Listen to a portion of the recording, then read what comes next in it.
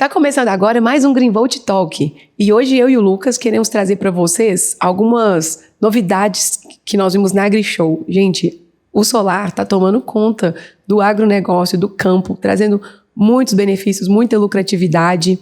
E eu e o Lucas tivemos a oportunidade de visitar a AgriShow no mês de maio e presenciamos assim, muita inovação tecnológica e a gente quer comentar um pouquinho. Começando com a própria energia fotovoltaica, né, Lucas? Sim, de fato são muitas inovações, né, que acontecem no meio do agro. A gente ficou assim até maravilhado, né, com quanta novidade, quanta coisa diferente.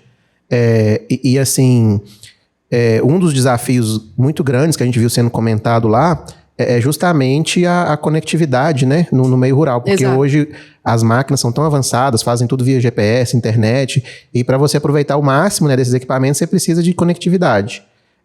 E aí é onde entra sistemas de telecomunicação que são operados com energia solar. Porque o maior desafio é você levar a eletricidade em determinados pontos da fazenda, né? Isso. Em áreas muito grandes, isso fica muito caro, às vezes até inviabiliza.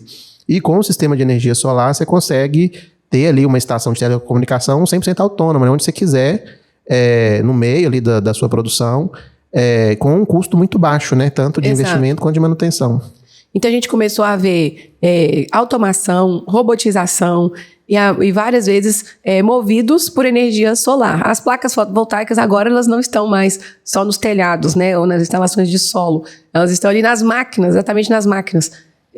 Conta um pouquinho sobre aquelas máquinas automáticas, né, de irrigação ou pulverização. Nós vimos um robô bem interessante, ele tem uma placa fotovoltaica grande em cima, né, 4 rodas assim, e ele é 100% autônomo. Ele faz pulverização, faz plantio, faz verificação da plantação, né, e 100% movido a energia solar e totalmente autônomo. É uma coisa muito inovadora, assim, né, Sim. Mas muito interessante. A gente viu também muito drone, né, assim, drone aplicado aí em várias funções das plantações também. Muitos fornecedores diferentes, né, assim, quase que de um stand salta outro, tinha drone lá. Medição de alta precisão, Sim. né? Medição até de profundidade da semente no solo, contagem automática de semente. Outra coisa interessante também foi a inteligência artificial para identificar praga, né? Sim. Você faz a imagem com drone, ele já tem uma inteligência artificial que identifica áreas que precisam de mais ou menos defensiva, é bem interessante. E tinha uma máquina de irrigação ou de extração, bombeamento de água, não sei, que era também solar. O bombeamento solar, igual a aplicação da telecomunicação, né? Ele também é muito utilizado porque você tem pontos da fazenda que precisa de levar água e às vezes não tem infraestrutura elétrica. Então você pode ter um bombeamento totalmente independente, né? A gente chama de off-grid. Com ou sem bateria, o legal do bombeamento é que você não precisa nem de bateria no sistema off-grid. Ele bombeia enquanto tem sol, né? E é a solução para vários problemas aí, vários desafios que o produtor rural enfrenta, né? E a gente viu também a aplicação de flutuadores para instalação já dos módulos fotovoltaicos para geração de energia, de abastecimento mesmo, né? Explica um pouquinho qual que seria a importância, né, de usar flutuadores, qual que seria a utilidade prática. A energia fotovoltaica flutuante, né, é um conceito relativamente novo, já existe há muito tempo, mas está sendo aplicado com mais intensidade agora, e a ideia é você aproveitar reservatórios, tanques, áreas que antes não tinham outra função, além do reservatório em si, né? Agora você pode usar a superfície ali para produzir energia solar. E esse sistema traz uma série de vantagens. Obviamente, a área, né? Você usa o mesmo espaço para duas coisas. Exato. Você não precisa ocupar terra produtiva com os painéis fotovoltaicos, mas pelo fato de você ter placas fotovoltaicas em cima da água, diminui a evaporação, então você perde menos água por evaporação. Ótimo. E o que evapora ajuda a resfriar os módulos fotovoltaicos. Então eles têm uma performance superior aos mesmos módulos instalados no solo, por exemplo. Isso é muito interessante, Sim. né? E já está sendo muito utilizado, né? Sim, principalmente em represas de hidrelétrica, né? Que você já tem uma infraestrutura elétrica junto ali, aquela área que não tem outro fim. Então tem vários projetos já nesse sentido. Projetos grandes, inclusive, de 3 mega, 5 mega, né? Tá crescendo bastante. E a energia gerada aí nesses reservatórios, ela compõe a produção de energia da usina? Sim, é uma outra fonte, né? Mas faz parte do que está sendo despachado ali de energia. Muito interessante, né?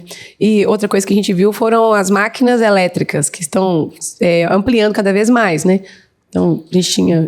A gente sabe que a eletrificação é o futuro, né? E discute-se muito carro elétrico, moto elétrica, patinete elétrico, Sim. né? Mas foi bem interessante ver lá máquinas extremamente pesadas, né? Caminhão, off-road de mineração, pá carregadeira, escavadeira, máquinas muito pesadas mesmo, 100% elétricas. Empilhadeira, sim. Empilhadeira já até tem um tempo que existe empilhadeira elétrica, mas a novidade lá era que eram empilhadeiras com baterias de lítio. Então tem uma vida útil muito maior, durabilidade maior, né? Porque até pouco tempo atrás, e ainda é comum hoje, empilhadeira com bateria de chumbo. Mas a empilhadeira com bateria de lítio foi uma novidade bem interessante também. Eles têm até cavalo de carreta, né, elétrico. E a empresa que estava apresentando isso lá, a XCMG, eles têm tanto o sistema de recarregar a bateria desses equipamentos, mas no caso do caminhão elétrico, por exemplo, você pode trocar o banco de bateria. Porque o tempo de recarga, às vezes, ainda é um desafio, né? Então, você pode ter, por exemplo, 2 bancos de bateria para o mesmo veículo. Exato. E ele usou uma bateria, você vem, troca a bateria, igual troca a bateria do drone, né? Sim. E põe um banco novo, já está pronto para operar de novo, enquanto o outro banco de baterias fica carregando. E a questão dos veículos elétricos trazem um outro desafio para o nosso setor, que é a infraestrutura de carregamento. Isso. Porque um carregador rápido, ultra rápido, ele demanda uma quantidade de energia muito alta em pouco tempo. E a maioria dos lugares não tem essa infraestrutura pronta ainda. Você precisa de uma subestação, né? Um padrão de entrada mais robusto para você conseguir atender essa demanda. E às vezes a própria distribuidora de energia não tem essa disponibilidade na rede. A rede é muito a conta, né, do que já é o consumo atual. E se você insere aí uma carga muito alta instantânea, igual um carregador elétrico, você precisa de reforço na rede elétrica. E vai onerar também, né? Vai onerar a demanda contratada. Obviamente, você vai ter que ter uma demanda mais alta. Mas nós temos também a solução para isso, que é um sistema BESS, que chama BESS. O que é isso? É um banco de bateria gigante instalado num container, que ele carrega essa bateria lentamente, sem demandar muito da rede, e ele consegue fornecer a quantidade enorme de energia que um carregador rápido precisa. Então é um sistema muito interessante e é o futuro, né? Até algumas distribuidoras de energia têm utilizado bancos de bateria desse porte junto às subestações para fazer o que a gente chama de peak shaving, que é você pegar o pico de demanda e deixar ele mais homogêneo, mais espalhado, né? Você não ter um horário ali que o pico é extremo e você sobrecarrega as geradoras, né? Interessante. E o benefício de usar eletricidade ao invés do diesel, né, já é muito claro, né? A questão da poluição, do meio ambiente, mas é questão de custo também. Hoje, pensando em veículos elétricos, né, ele é mais pelo apelo sustentável, né, renovável, do que pela questão só econômica. Hoje são investimentos ainda de quem precisa melhorar a questão ESG da empresa, às vezes empresas ramos, né, que causam um impacto muito grande, tipo mineração, eles têm que compensar esse impacto de outras formas. Então, o uso de veículo elétrico, por exemplo, pode ser um aliado forte, né, para esse tipo de negócio. Exato, que hoje é uma preocupação socioambiental muito grande, né? Sim. Principalmente nas mineradoras, que elas precisam de fazer compensação, né, dos prejuízos, dos créditos de carbono. Então, tá ganhando muita proporção na área da mineração, né, Lucas? Sim. E entra, inclusive, esse desafio que a gente está falando, né? Tem uma mineradora que investiu bastante aí em veículos elétricos, né? E o desafio deles é como carregar esses veículos. Justamente porque a rede que atende a mineradora hoje já está tomada com as próprias cargas da mineração. Então, eles precisam de uma carga adicional. E aí, a solução mais comum é usar diesel, né? O gerador diesel. Mas vai totalmente contra o propósito do veículo elétrico, né? Sim. Então, aí pode entrar justamente a solução de um banco de baterias maior, né? Para fazer essa distribuição da carga do cliente e conseguir atender tanto os carregadores quanto o resto da demanda dele. Exato. E a gente observou também que a energia fotovoltaica está chegando à ponta, né? Ao agricultor ali médio, pequeno porte, né? Através, principalmente, da facilidade dos financiamentos, né? A energia solar não é mais, né, um produto de quem é extremamente inovador, de quem tem muito dinheiro para investir, ou de quem precisa de ter um selo verde, alguma coisa assim, né? A energia fotovoltaica, ela já evoluiu e é extremamente rentável para qualquer um que precisa de eletricidade. E no campo não é diferente, né? Exato. Tudo que tem vindo de evolução no campo demanda mais energia. Se a gente pensar, por exemplo, gado confinado, freestyle, o consumo de energia é muito maior do que o gado criado só no campo, né? Granjas, né? O pessoal da avicultura também cada vez mais modernas as instalações deles, né? Sistema 100% climatizado, automatizado, que aumenta muito a produtividade, mas em contrapartida aumenta o consumo de energia. Então, se você tem uma solução para ter uma energia barata, você tem o melhor dos dois mundos. Você tem a última tecnologia, a produtividade máxima e economia de energia. Exato. E o pessoal do agronegócio, aqui no Brasil, eles são muito privilegiados quanto a financiamento. Sim. Porque eles têm linhas, assim, que outros segmentos não tem nem perto, né? Verdade. Em termos de taxa de juros extremamente baixa, prazos longos de parcelamento, carências longas.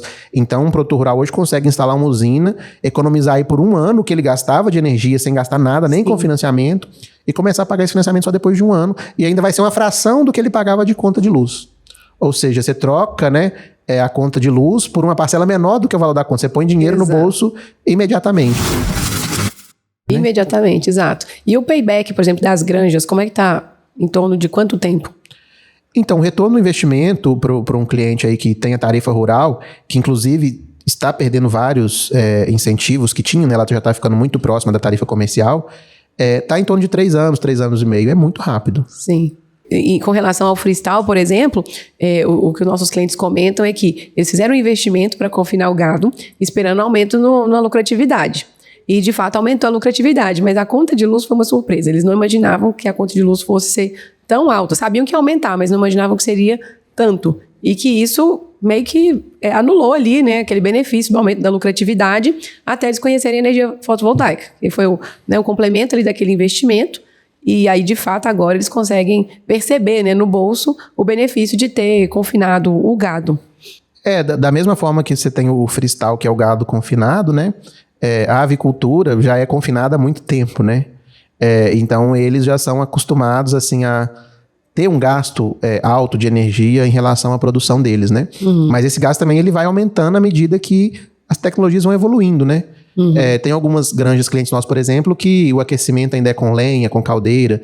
Tem outras que já é um sistema 100% elétrico, automatizado, né? Que é muito mais prático de ser manuseado no dia a dia, mas que, obviamente, tem um consumo maior de energia, né? Tem também aqueles sistemas que são 100% climatizados, que aí você tem motores grandes, né, climatizadores grandes, que obviamente vão ter um consumo maior de energia. Mas, por outro lado, você está reduzindo mão de obra, você tem um conforto maior ali para as aves, então elas vão ter um ganho de peso maior, mas, de novo, você tem um consumo de energia maior. Mas isso não mas isso não é um problema. Por quê? Você tem espaço suficiente para instalar energia fotovoltaica. Espaço sobra em área rural, né? Então, a gente tem espaço necessário, a gente tem crédito com taxas extremamente atrativas. Então, não tem por que não fazer. Tem, inclusive, um player muito grande aqui da nossa região que fomenta, né, a construção de granjas, traz financiamento, ele une, né, o produtor rural com a instituição financeira, e ele é o próprio fornecedor da tecnologia, né? Isso. Do know-how da tecnologia.